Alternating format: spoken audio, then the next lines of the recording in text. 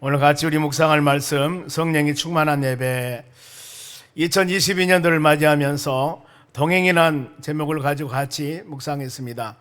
예수 그리스도와 함께하는 우리의 삶을 살아가면서 또 이 코로나 오미크론 때문에 힘들어하는데 회복이 필요하다 그래서 제일 먼저 예배 회복 한 달 동안 같이 하나님 말씀 묵상했습니다.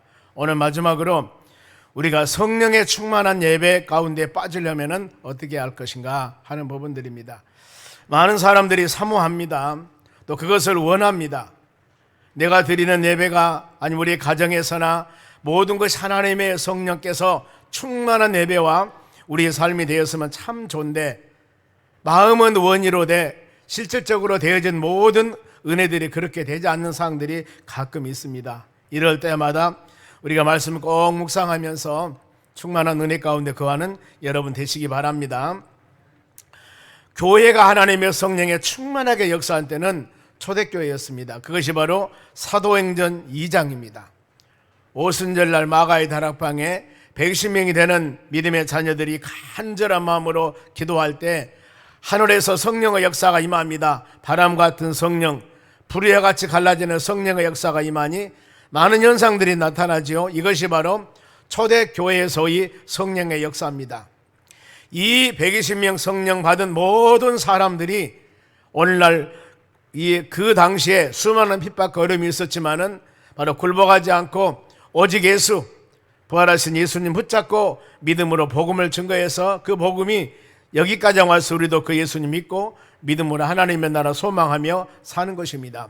그래서 하나님의 교회가 모든 교회들이 성령의 충만한 교회가 되려면 그 모델은 사도행전 2장의 초대교회의 오순절날 하나님의 교회를 사모하면 되는 것입니다. 그러면은 가정, 모든 가정들이 성령 충만한 가정이 되기를 간절히 원했을 때 가정의 모델은 어딜까? 그게 바로 본문의 사도행전 10장 본문 말씀 읽은 겁니다. 즉 이 이방인인데 고넬료라는 사람이 있습니다. 이분이 성령 충만해서 그 가정에 하나님은 놀라운 역사가 임합니다만 그래 모든 가정들의 성령 충만한 모델은 사도행전 10장의 고넬료 가정 같은 그런 바로 믿음을 갖는다면은 은혜를 주실 줄 믿습니다. 그러면은 자, 고넬료라는 사람이 어떤 환경에서 어떤 직업을 갖고 살고 있는가? 먼저 그겁니다. 이 사도행전 10장 1절 말씀 보겠습니다. 자막 보면 됩니다. 가이사라에 고넬료라 하는 사람이 있으니 가이사라는 지중해 있는 해변가의 도시입니다. 보면은 이달리아 부대라는 군대의 백부장입니다. 군인입니다. 보면은 100명의 부활을 거르는 군인인데 바로 이 이달리아 부대 그 부대의 바로 이 백부장입니다. 그러면 이 군인 직업을 갖고 있는 이 사람은 신앙은 과연 어떤 신앙이었을까? 2절입니다. 보면은 그가 경건하여 온 집안과 더불어 하나님을 경외하며 백성을 많이 구제하고 하나님께 항상 기도하니 지금 색깔로 기록된 말씀을 한번 묵상해 보시기 바랍니다. 그는 어땠어요? 경건하다는 겁니다. 경건한 신앙은 어떤 신앙일까? 이것은 하나님 앞에 올바른 신앙을 갖는 자를 말합니다. 즉 하나님의 말씀을 선포했을 때 그 말씀대로 거역하지 않고 순종하는 사람, 순종하는 신앙을 갖는 자입니다. 이 구약의 욥기에 보면은 욥기 1장에 이 말씀이 있습니다. 욥은 온전하고 정직하며 하나님을 경외하며 악에서 떠난 자다. 욥도 보면은 참 신실한 믿음을 갖는 자였습니다. 여기 고넬료란 이 바로 이방 사람이 이런 바로 하나님을 경외하고 그리고 더 나가서 온 집안이 하나님을 경외했다는 것은 가정 복음화입니다. 가끔 보면은 남편은 믿는데 부인이 안 믿어요. 부인은 믿는데 남편이 안 믿습니다. 가정 복음화가 안 된 가정이 있는데 이 가정은 참 군인으로서 믿음 생활하기가 그렇게 쉽지 않을 텐데 가족 복음화 온 집안이 하나님을 잘 경외했다. 하나님을 잘 믿는 가정이었습니다. 그리고 많이 구제하고 신앙 안에서는 여러분 우리가 받고 사는 것보다도 주고 사는 자가 복이 있다. 성경 그렇습니다. 누가복음 6장 38절에도 주는 자에게는 하나님이 갚아주신다고 그럽니다. 후히 되어서 흔들어 넘치도록 주리라. 그러면서 되어주는 만큼 말로 주든가 대로 주든가 되어주는 만큼 너희도 받을 것이다. 대로 주면은 대로 받을 것이고 말로 주면은 말로 받을 것이고 많이 구제하고 많이 섬기면서 많이 은혜 받는 여러분 되시기 바랍니다. 그리고 항상 기도했다. 쉬지 말고 기도하라. 무시로 성령 안에 기도하라. 많이 우리 가르침을 받습니다만 이런 믿음 생활을 해나가는 사람이었습니다. 그런데 어느 날 사건이 발생됩니다. 이 고넬료라는 사람이 기도하는 중에, 기도하는 사람의 때 같지 않습니까? 항상 기도하는데 어느 날 기도하고 있을 때 하나님의 사자 천사가 나타납니다. 그러면서 고넬료에게 욥바란 곳이 있는데, 가이사랴에서 50km 떨어진 곳입니다. 욥바란 곳에 베드로란 사람이 있다. 오늘 같으면은 사도 아니면 목사님이십니다.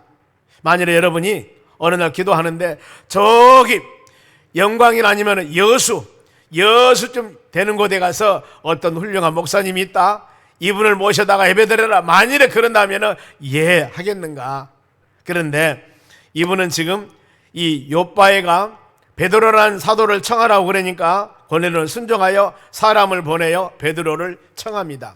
그리고 베드로가 올 줄 믿고 가정에서 많은 사람이 모여요. 그 친지들과 가까운 사람들이 모여 이 베드로를 기다리고 있습니다. 베드로 사도가 오셔서 이제 가정에 와서 예배를 드립니다. 예배할 때 설교 말씀이 어떤 내용이냐면은, 하나님은 사람을 보실 때 외모를 보지 아니하고 중심을 보신다. 하나님의 관점을 말씀합니다. 그리고 하나님께서 가장 좋아하는 사람은 어떤 사람인가? 하나님을 경외하고 의를 행하는 자, 즉 하나님의 말씀 안에 믿음 안에 사는 사람 하나님이 가장 좋아하신다. 그리고 하나님께서 우리를 사랑하시는데 그 사랑의 징표가 있다. 어떤 것이냐면은 바로 예수님을 세상에 보내셨다는 겁니다. 그래서 그 예수님이 하시는 일은 선한 일을 행하셨고 마귀에게 눌린 자를 고치셨고 항상 하나님이 함께 하셨다. 그래 우리 모든 믿는 자들은 이것에 정이 되라 그 말입니다. 이제 은혜를 받았으면은 예수님이 행하신 일, 예수님은 십자가에 죽으시고 3일 만에 부활하셨습니다. 그리고 하나님 보좌 우편에 계시는데 언젠가는 산 자와 죽은 자를 심판하러 오실 것이다. 이 예수님을 바로 믿는, 이 믿음을 믿고 사는 하나님의 자녀들에게는 바로 이 제사함을 받게 되고 구원을 받게 되고 영생의 복을 받게 될 것이다. 이런 말씀을 선포할 때 가정에 하나님의 성령의 역사가 임하게 되는 겁니다. 큰 것 아니지 않습니까? 보면은 하나님께서 말씀 안에 믿음 안에 사모하는 마음을 가지고 그 예배를 사모했을 때 주시는 하나님의 여러분 은혜가 있습니다.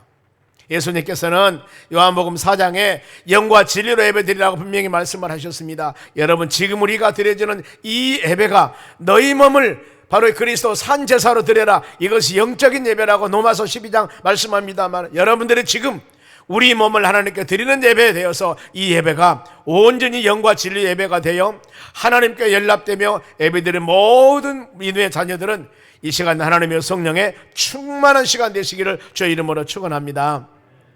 그러면은 이 고넬료 가정에 하나님의 성령이 충만했는데, 하나님의 성령에 충만한 예배는 어떤 예배일까? 어떻게 드려야 되는가? 제일 먼저 하나님의 말씀이 기준이 돼야 되는 거예요. 예배가 보세요. 44절 보겠습니다. 베드로가 이 말할 때, 지금 방금 쭉 말씀을 드렸습니다. 이 바로 말씀을 할 때 성령이 말씀 듣는 모든 사람에게 내려오시니 그랬습니다.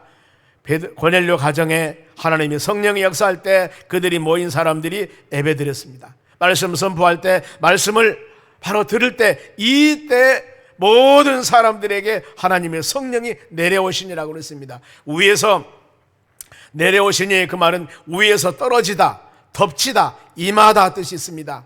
이 시간에도 하나님의 성령께서 여러분에게 폭포와수와 같은 은혜를 임해 주셔서 여러분의 심령 가운데 은혜를 깨닫고 믿음으로 온전하게 세워나가는 믿음의 자녀들이 되시기를 바랍니다. 하나님의 성령께서 우리에게 충만한 내려주실 때 우리가 성령 은혜를 받으려면 여러분 마음을 열어야 됩니다. 마음을 열어야 돼요.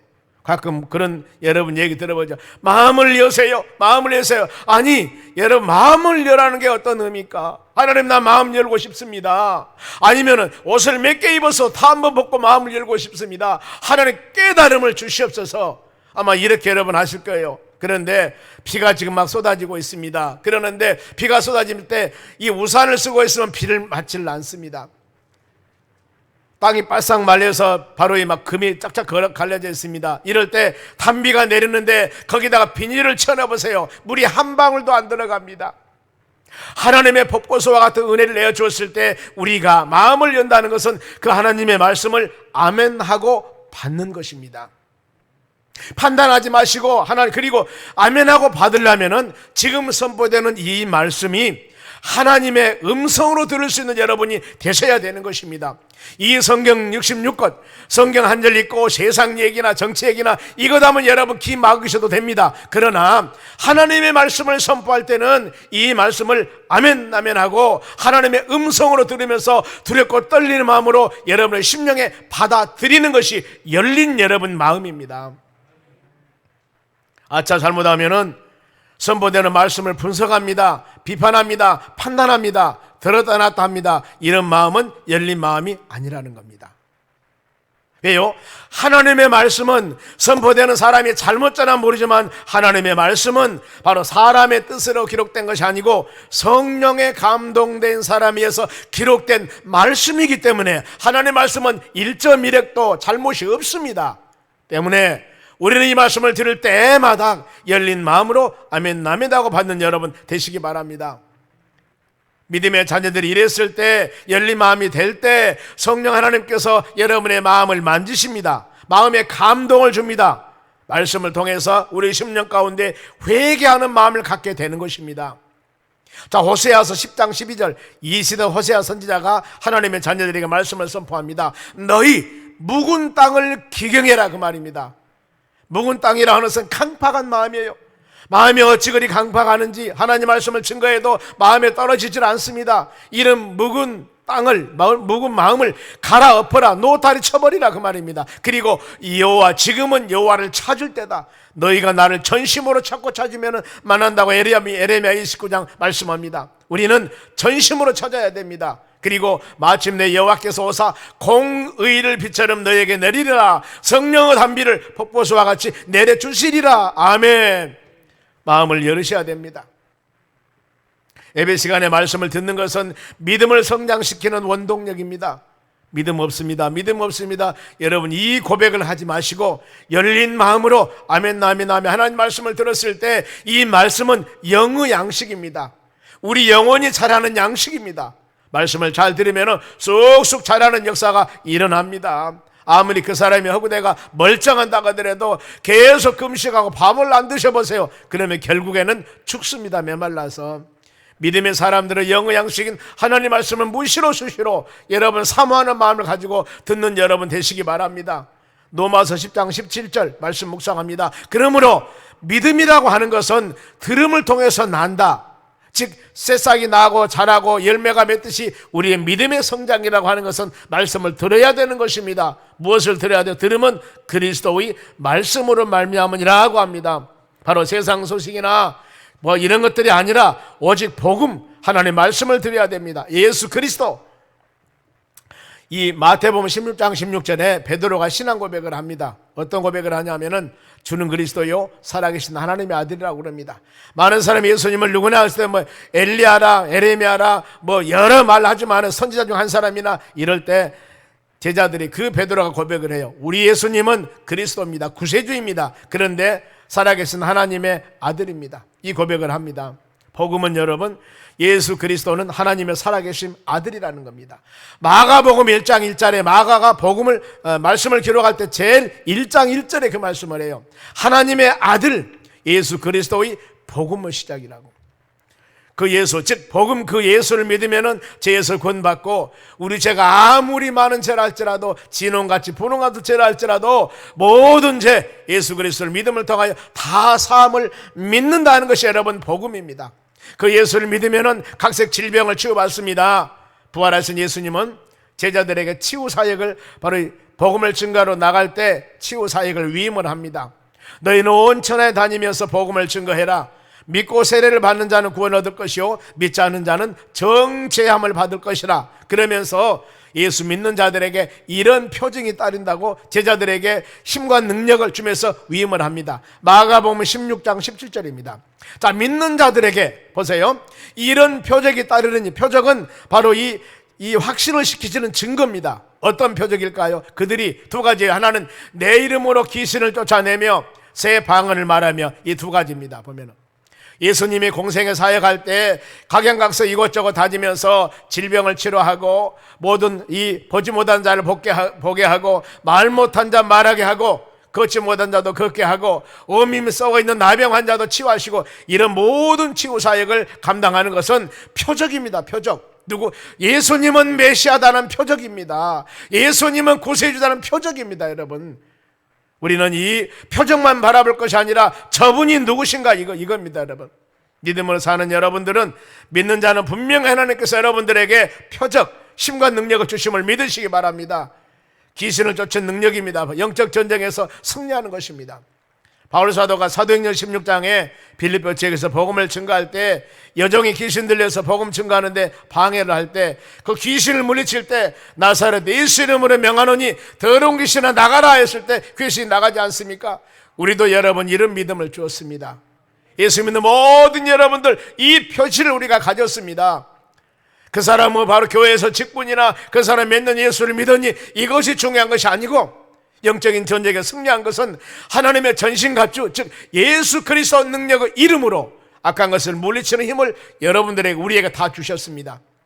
귀신 들려서 힘들고 어려운 사람들 병원에 가서 아무리 좋은 약을 써도 낫지 않습니다. 영적인 병은 치유할 수가 없는 것입니다. 오직 하나님의 말씀으로, 사후의 날선 그보다 예리한 말씀으로 이 악한 것을 물리치고 믿음으로 승리 나가는 여러분 되시기 바랍니다. 요한일서 3장 8절에도 인자가 오심은 마귀 하는 일을 진멸하게 오셨다고 말씀을 합니다. 예수 그리스도 이름으로, 능력의 이름으로 모든 것을 승리해 나가시기 바랍니다. 그리고 또 한 가지는 새 방언입니다. 방언 은사, 즉 은사를 주신다는 겁니다. 여러분, 표적입니다. 이게 바로. 그리고 또 믿는 자에게 표정을 주는데 마가복음 16장 18절 한 절 더 봅니다.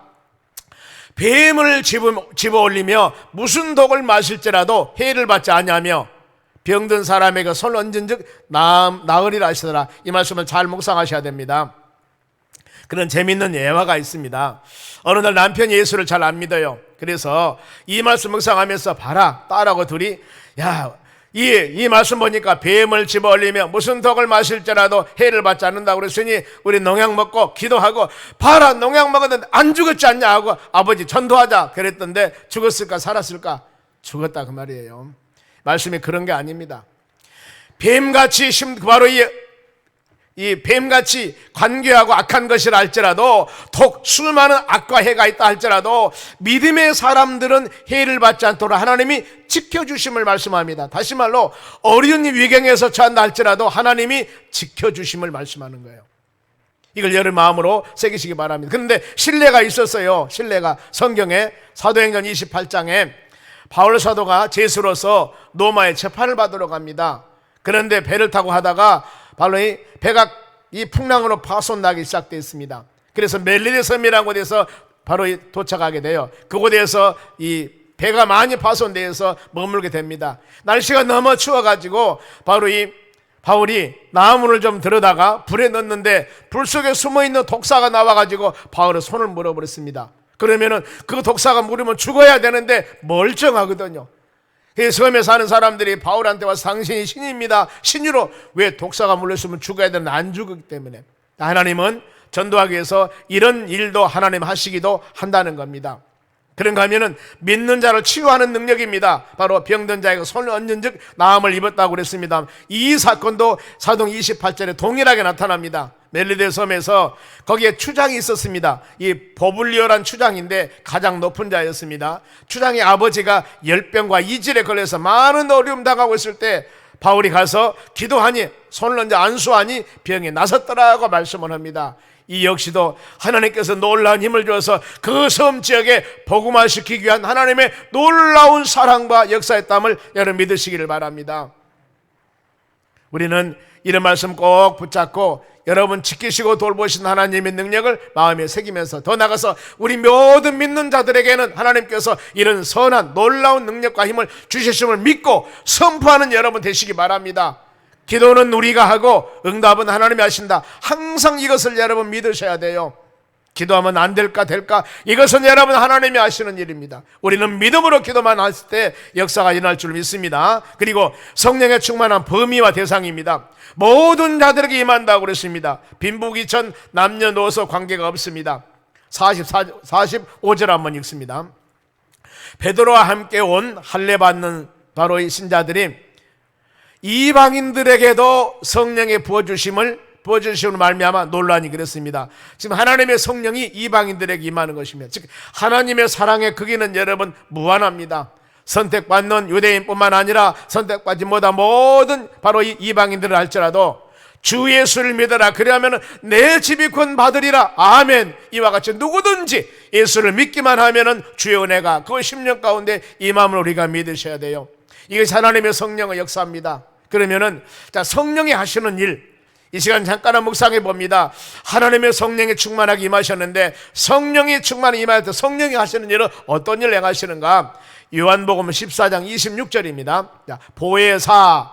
자, 성령은 보혜사, 곧 아버지께서 내 이름으로 보내실 성령, 그가 너희에게 첫째 모든 것을 가르치시고 내가 너희에게 말한 모든 것을 생각나게 하리라. 자, 보혜사, 그 말은 돕는다, 변호자, 위로자, 그 말입니다. 우리를 도와주고 우리를 유래해 주신 성령님이 그분이라, 그 말입니다. 그런데 이 성령이 가르치시고 그랬죠. 가르치다, 그 뜻은 받아들이게 하다, 그 말입니다. 그 다음에 알게 하다. 여러분들이 하나님 말씀을 들을 때 내가 받아들이지 않아, 하나님 말씀을 들을 때 깨달음이 없어, 모르겠어, 이럴 때면 여러분 기도하시기 바랍니다. 왜요? 하나님의 성령께서 역사하시면은, 하나님의 성령이 임하시면은 가르침과 여러분의 마음속에 하나님의 말씀으로 받아들이고 이 말씀을 깨달을 수 있는 은혜를 하나님이 주시는 겁니다. 무능한 자에게 능력을 주시고 강팍한 자들에게 은혜를 받게 하고 일상 중에 모든 것이 하나님의 뜻임을 알게 되는 그런 믿음을 주시는 겁니다. 성령께서. 그런가 하면은 성령은 모든 것을 생각나게 하신다, 그 말은 생각은 깨닫게 하다, 기억나게 하다는 단어입니다. 어떤 사람이 예배를 들다가 눈물 흘리면서 막 울어. 왜 그럴까요? 기억나는 것입니다. 즉 하나님께 내가 죄를 지은 것들, 하나님께 불순종한 일들, 남에게 상처를 준 일들, 남의 마음을 아프게 한 것들, 이것을 생각나게 하니까 내게 기억이 나는 거. 지금 말씀을 들을 때 갑자기 그러다 보니까 내가 왜 그랬던 거 회개하면서 눈물이 납니다. 애통하면서 탄식이 나오는 겁니다. 이것이 여러분 하나님의 성령님께서 하시는 일입니다. 만일에 성령 하나님께서 우리에게 그런 마음을 주었을 때 여러분 울고 싶을 때는 울으시기 바랍니다. 기도하고 싶을 때는 기도하시기 바랍니다. 어느 날 갑자기 어떤 분이 예배를 드리다가 애통하며 울 때 여러분 그 사람 보고 이상히 여기지 마세요. 하나님의 성령께서 그 사람의 마음을 만지시니까 애통하는 마음이 바로 올라오는 겁니다. 바로 성령께서 그 사람을 붙들고 일하시는 겁니다. 지금 하나님의 일하시면 하나님의 일하시면 성령사역 또 있습니다. 요한복음 16장 13절입니다. 보세요. 요한복음 16장 13절. 그러나 진리의 성령이 오시면은 그가 너희를 모든 진리 가운데로 인도하시리니 그가 스스로 말하지 않고 오직 듣는 것을 말하며 장래일 너희 알려야 하리라. 두 가지입니다. 자, 성령이 오시면은 바로 진리 가운데로 인도하다는 단어입니다. 인도, 안내라는 뜻인데 인도하다, 그 뜻은 하나님의 은혜 안으로 인도합니다. 예수 그리스도 안에 인도합니다. 진리 안에서 하나님의 은혜 안에 살 수 있도록 인도하시는 거예요. 하나님의 성령이 마시면은 바로 세상이나 밖으로 빠지지 않도록 우리 성령 하나님께서 붙잡아 주시면서 이 안에 거해야 돼, 이런 은혜를 주시는 겁니다.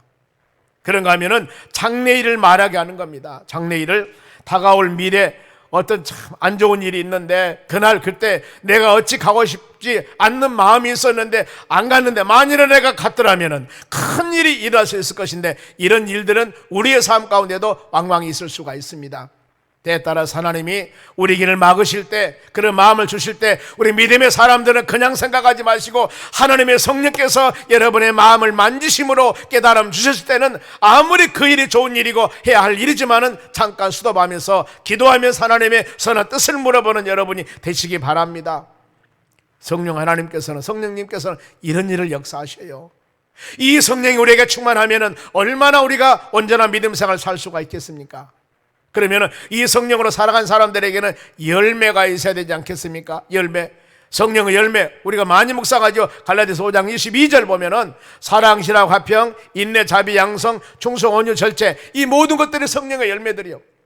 처음이 사랑입니다. 마지막에 절제입니다. 아무리 그 사람이 할렐루야 아멘 하면서 붕붕 뜬다 할지라도 절제의 열매가 임하지 않는다면은 아차 잘못하면 덕을 세우지 못합니다. 은혜 받았다는 사람들이 여기저기 다니면서 은혜 깨트려 본 이유가 여러분 그거예요. 절제의 열매를 여러분 감당하지 못하기 때문입니다. 근데 여기는 지금 46절 성령의 열매를 봅니다.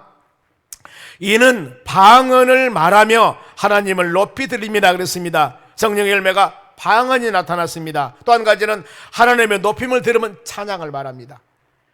가만히 있으면 찬양을 하고 싶고 찬양 소리만 나면 마음이 들떠 할렐루야 아멘이 보면은요 너무나 너무 기뻐하는 것들입니다. 여러분, 우리가 하나님께서 우리에게 주시는 여러 가지 이런 은사들이 있는데 이 은사들은 하나님의 영광을 위해서 아름답게 사용돼야 될 줄로 믿습니다. 심령의 변화가 되어서 이방 사람들이 방언말을 하게 됩니다. 많은 사람이 찬양을 하게 됩니다. 놀라운 은혜가 임하게 됩니다. 그러면은 성령 은혜 받는 교회, 초대교회 한번 볼까요? 초대교회가 어떤 현상이 나타났는가? 사도행전 2장 4절 보여. 그들이 좀 초대교회입니다. 다 성령의 충만함을 받고 바로 이 성령의 말하게 하심을 따라 다른 언어로 말하기를 시작하니 이것이 여러분 방언입니다. 다른 언어. 바로 방언은 혀, 말 뜻이 있습니다. 공동번역에 보면은 기이한 언어라고 해서 여기는 다른 언어라고 하지 않습니까? 그래서 이 모든 주신 은사들은 하나님의 덕을 세워야 됩니다. 바울 사도도 많이 방언함을 감사하다고 그랬습니다. 고린도전서 14장 18절 말씀 봅니다. 내가 너희 모든 사람보다 방언을 더 말함으로 하나님께 감사하노라 하셨나니. 바울 사도도 방언기도 많이 했습니다. 그래서 방언은 말하기를 금하지 말라 하라 그 말입니다. 그런데 모든 것을 품위 있게 하라, 질서 있게 하라는 겁니다. 품이라는 것은 적절하게 점잖게 그 말이에요. 많은 사람에게 바로 장애 어려움 주면은 조금 절제하라 이렇게 말씀합니다. 그러면은 지속적인 성령 충만함 예배를 통해서 지속적인 성령 충만함으로 믿음으로 살기 위해서는 우리가 어떻게 할 것인가? 제일 먼저 사모해야 됩니다. 본문의 마지막 48절 봅니다. 명하 예수 그리스도 이름으로 세례를 베풀라 하니라. 그들이 베드로에게 며칠 더 머물기를 청하니라 그랬습니다. 고넬료가 저 먼 곳에서 옆바에서 베드로 사도를 청해가지고 가정 지금 예배를 드리다가 가정 부흥회가 일어나 버린 거예요. 하나님의 성령이 충만히 임하 버립니다. 이랬을 때 일반 사람 같으면은 이틀 3일 있다 보면은 빨리 갔으면 할 거예요. 그런데 여기서는 진실한 마음이에요. 진실한 마음으로 며칠 더 있기를 원합니다. 내일부터 연휴입니다. 어떤 친척이 와서 한 일주일 동안 있으랍니다. 그러면은 이미 이제 머리에 인상이 써지기 시작해. 그러면서 그래 이따 가십시오. 아니 시어머니 시아버지 아니면 누구 친척이 몇 밤 자고 간다고 하면은 아버지 어머니 오래 이따 가세요. 그러면서 빨리 갔으면. 이러면 우리 교회님들은 절대 그러면 안 하실 거예요. 그런데 만일에 사람은 그럴 수가 있어요. 사람은. 그런데 여기 지금 이분들은 절대 그런 마음이 아니에요. 며칠 더 있기를 마음과 정성으로 더 계시기를 원했다 그 말입니다. 여러분 이것이 사모하는 마음입니다. 교회가 오고 싶고 바로 우리 믿음의 자녀들이 서로 만나고 싶고 얘기하고 싶고 이 모든 것들이 여러분 하나님의 은혜라니까요. 성령의 역사 가운데 이루어진 일들입니다. 이걸 여러분 멀리하지 마시기 바랍니다. 그랬을 때 거기에 하나님은 놀라운 역사가 여러분 임하게 되는 것입니다. 말씀 마칩니다. 사모하는 마음은 여러분 성령으로 역사하시는 그 믿음 안에서 담대함과 열정을 가질 때 놀라운 은혜가 임하게 됩니다. 성령의 충만한 예배라고 하는 것은 말씀 중심 여러분 꼭 되셔야 됩니다. 너무너무 중요한 사실입니다. 하나님의 교회에서는 바른 말씀을 증거해야 되고 여러분들은 그 말씀을 듣고 아멘 아멘 하며 어린 새들이 어미가 먹여주는 바로 먹이를 먹고 그 기뻐하듯이 이런 마음으로 할렐루야 아멘 하는 여러분이 되셔야 됩니다. 그리고 하나님이 내려주는 은혜는 차별이 없습니다. 모든 자들에게 성령의 역사가 임하게 된 것입니다. 모두 성령의 충만함 받고 성령의 열매를 맺어서 믿음으로 살아가는 믿음으로 승리하는 여러분이 되시기를 주의 이름으로 축원합니다.